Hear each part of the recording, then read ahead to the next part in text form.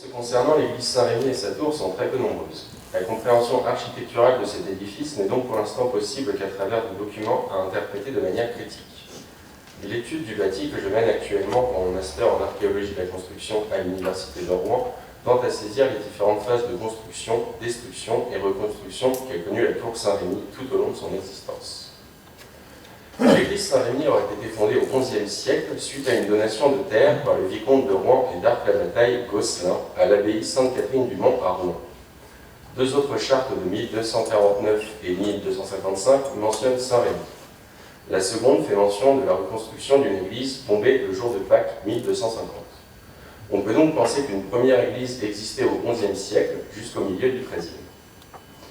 Le Pouillet de Normandie de 1337 confirme aussi l'existence de l'église, puisque la paroisse Saint-Rémy verse un impôt à l'archevêché de Rouen.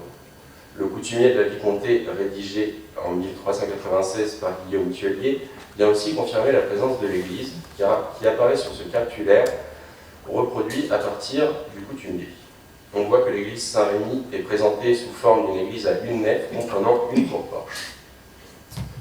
L'église Saint-Rémy aurait connu une première phase de destruction en 1380 suite à une puissante tempête. Elle sera reconstruite à la fin du XIVe et au début du XVe siècle. En 1522 commence la construction de la nouvelle église Saint-Rémy. L'ancien Saint-Rémy reste cependant utilisé jusqu'en 1562. De 1550 à 1570, des travaux sont effectués afin de construire une terrasse d'artillerie. La tour Saint-Rémy lui servira de soutènement. Donc là, on peut voir sur le plan la construction de la terrasse d'artillerie et des relevés de terre. On peut aussi voir que l'église Saint-Rémy là est partiellement détruite, et là, elle est entièrement détruite. En juillet 1614, des travaux d'aménagement sont effectués afin de loger des soldats et stocker des munitions. Nous n'avons pas d'informations concernant ces aménagements, ni sur les dégâts subis par la tour Saint-Rémy lors de la grande bombarderie de 1694. On sait cependant que la tour a été fragilisée et renforcée en briques et enduite de plâtre par peur d'un nouvel incendie. Il faudra attendre les travaux du percement de la rue de la Barre en 1875 pour entendre à nouveau parler de l'église Saint-Rémy. Des relevés réalisés à cette époque nous permettent de savoir que l'église mesurait 68 mètres de long et possédait une nef centrale de 7 mètres de large et deux collatéraux d'environ 5 mètres. Ces deux collatéraux étaient soutenus à l'extérieur par des contreforts. Une première abside datée du XVe siècle est exhumée lors des travaux. Une dizaine de mètres plus au nord, une seconde abside est découverte et est datée, selon le docteur Coutan, qui a réalisé les travaux, j'ai oublié de le préciser, est datée du XIIIe siècle. Nous n'avons pas d'informations concernant les modifications postérieures à la grande bombarderie. Le travail de Bérengère Lequin nous offre cependant quelques factures lacunaires concernant des réparations sur la charpente de la tour, sans plus de précision. En août 1944, après 3 ans d'occupation allemande, les troupes décident de détruire le stock de munitions qui était dans la tour. Les travaux de sauvetage sont alors lancés en 1948. D'importantes campagnes de rejointoiement des façades de la tour sont aussi effectuées la même année.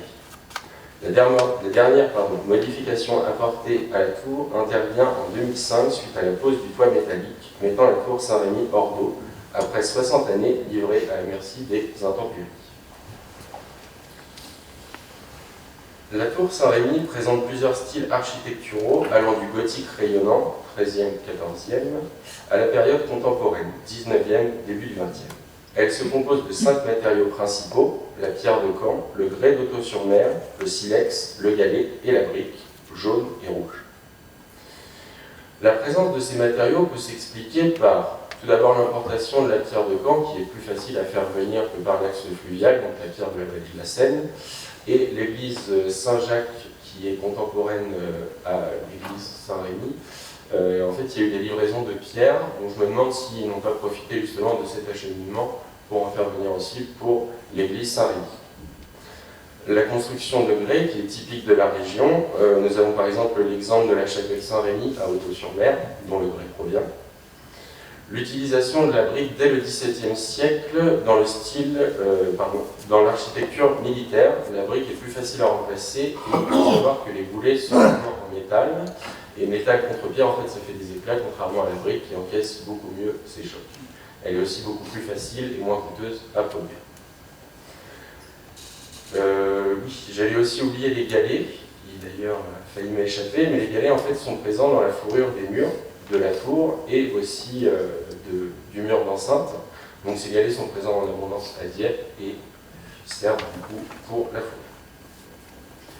Concernant les liants, on aura principalement du mortier de chaux, même si on peut voir des traces de plâtre sur les voûtes de briques, notamment après la reconstruction en 1694.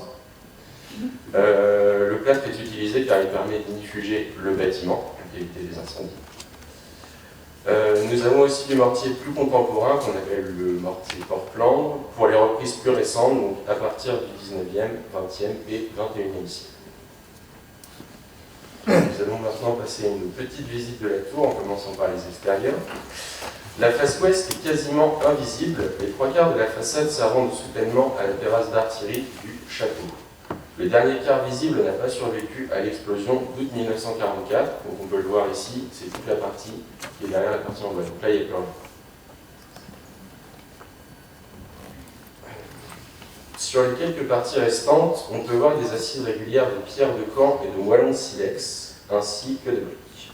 On constate aussi la présence des pieds droits de 2 arcs aveugles, similaires à ceux présents sur les autres faces de la tour. Donc on peut voir ici un bout de pied droit, ici et ici. La face sud. Alors, on constate sur cette face 2 fenêtres en anse de panier comblées en briques jaunes, ici et ici. La partie haute de la façade est constituée d'assises régulières de briques rouges et de silex. La partie inférieure est composée de pierres de Caen en gros et petit appareil. On retrouve aussi des pieds droits de 3 arcs aveugles. Nous pouvons aussi noter que l'arc central est percé par une baie de plein cintre qui devait peut-être servir d'accès à la tour ou de fenêtre. Donc là, on a à nouveau la trace des pieds droits, on est derrière le lierre. Et là, on a cette ouverture qui va à peu près jusqu'ici.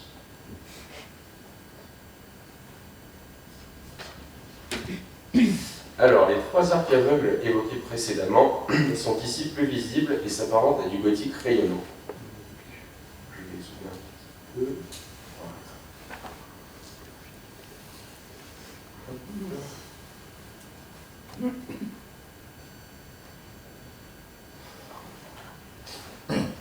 La partie haute de la tour, composée de silex et de briques rouges en assises régulières, laisse apparaître 5 ouvertures toutes comblées en briques jaunes. La première, centrale, est la plus imposante. Les 4 autres ouvertures laissent apparaître 3 fenêtres en anse de panier et une archère. L'uniformité des matériaux utilisés pour le comblement de ces ouvertures pourrait indiquer qu'il a été réalisé en une seule phase. On peut distinguer sur la partie inférieure de la façade, excusez-moi,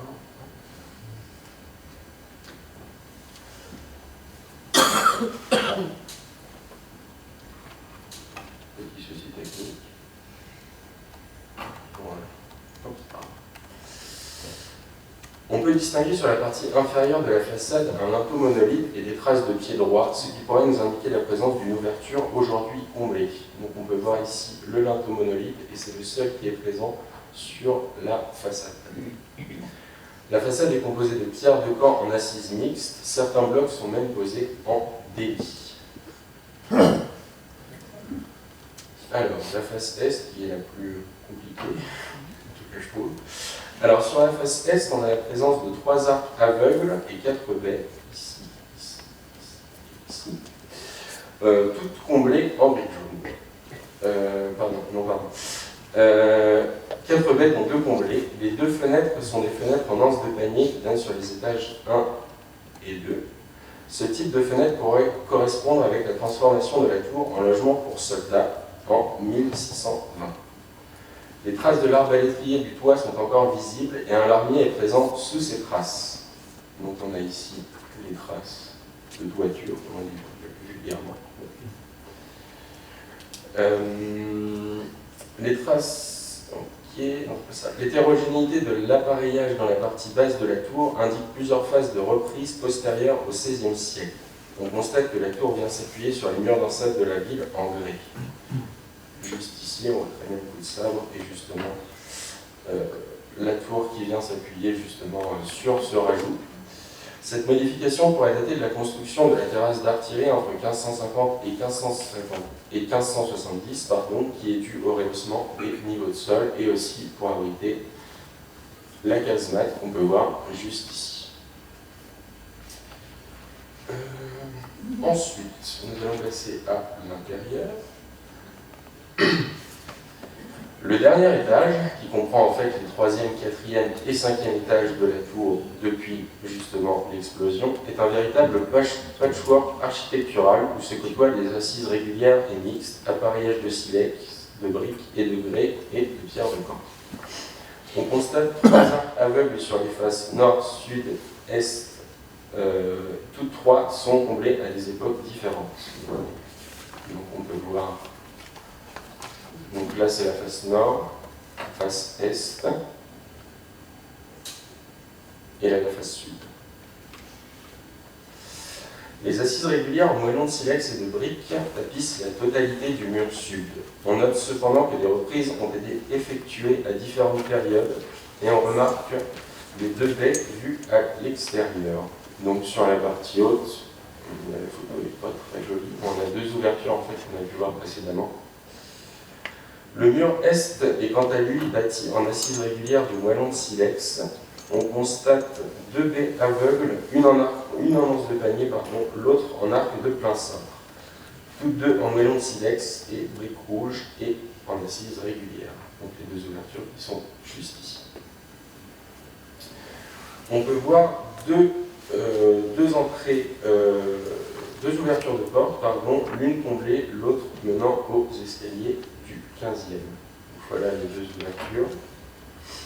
Et on peut constater aussi, si on regarde bien, des petites notes roses au niveau de la pierre de taille. Et en fait, c'est dû au résultat de la déflagration. Il faut savoir que la craie, quand elle chauffe, en fait, elle change de couleur, elle devient un petit peu rose.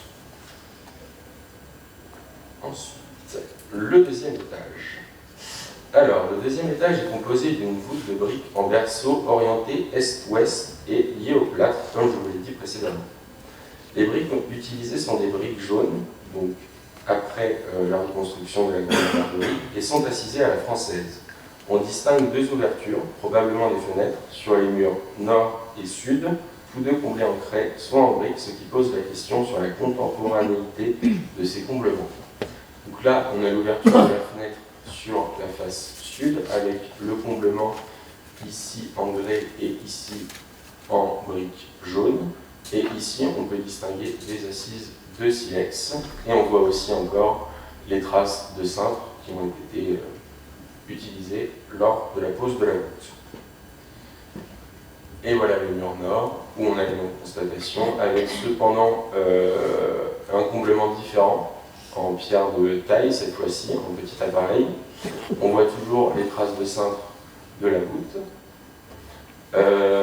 Oui, alors la partie basse de ce mur par contre est assisée en silex, assise régulière, et on voit toujours l'échaînage en pierre de taille. Le premier étage est lui aussi composé d'une voûte de briques en berceau semblable à celle de l'étage supérieur. Elle est cependant orientée nord-sud et percée par un oculus. Les 2 autres murs sont composés d'assises régulières de briques pour la partie basse et d'assises régulières de silex pour la partie haute. On distingue des traces de cintre comblées utilisées lors de la construction de la voûte. Donc on voit ici des traces qui sont elles aussi très nettes et comblées en briques jaunes. Des assises de silex régulières, et ici on a de la brique jaune pour excusez-moi. Des pieds droits en craie sont visibles sur le mur nord, celui-ci, ce qui peut indiquer qu'il y a une baie comblée par la voûte. Le sol est lui aussi plancherifié et percé par un oculus afin de faire passer les objets d'étage en étage. Passons maintenant au rez-de-chaussée. Vous m'excuserez pour la qualité des photos, je n'ai pas réussi à retrouver les photos que j'ai pu prendre avec l'appareil de la fac et ils ont dû être supprimés. J'ai dû utiliser du coup des photos personnelles et de téléphone. Je m'en excuse. Le rez-de-chaussée est composé d'une voûte de briques en berceau avec un arc de doubleau en craie orienté nord-sud et percé par un oculus, qu'on peut constater ici. Deux arcs aveugles sont présents sur les murs est et ouest à l'intérieur de la tour, tous deux comblés par des assises régulières de briques. Alors, le mur nord, qu'on voit ici, le mur est, qu'on voit ici, et le mur ouest, ici.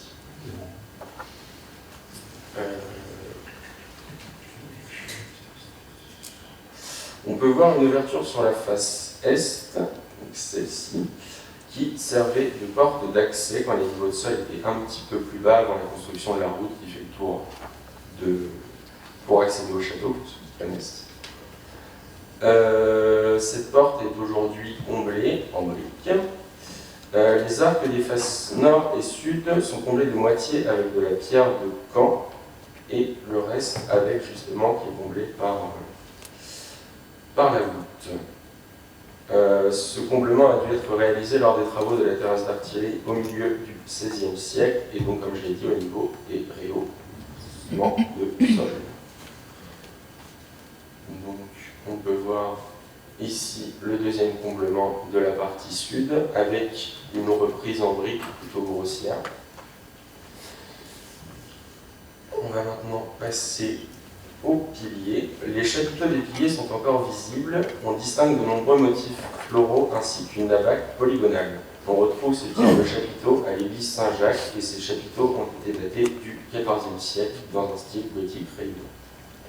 Donc voici le chapiteau de l'église. Pour les opérations à venir. Alors j'ai déjà commencé la réalisation du diagramme stratigraphique et du phasage de la tour, mais il n'est pas fini. Il y a des zones auxquelles je ne peux pas encore accéder. Donc on se demande si on va procéder soit par la pose d'un échafaudage pour que je puisse accéder directement aux hauteurs de la tour, ou si nous allons le faire par nous avons aussi une acquisition par relevé 3D et photogrammétrique de la tour. Le relevé photogrammétrique est lui aussi en cours. L'acquisition 3D devrait intervenir normalement pour fin d'année. Et aussi des prélèvements de mortier et peut-être en briques pour des datations un petit peu plus précises. Donc voilà un extrait de la photogrammétrie que j'ai pu réaliser, le pilier sud-est du rez-de-chaussée. Et ce qui va moi surtout me servir, c'est ce mode-là, parce qu'en fait je vais pouvoir voir toutes les liaisons, toutes les petites choses qu'on ne peut pas voir à l'œil nu. Je suis un petit peu en avance.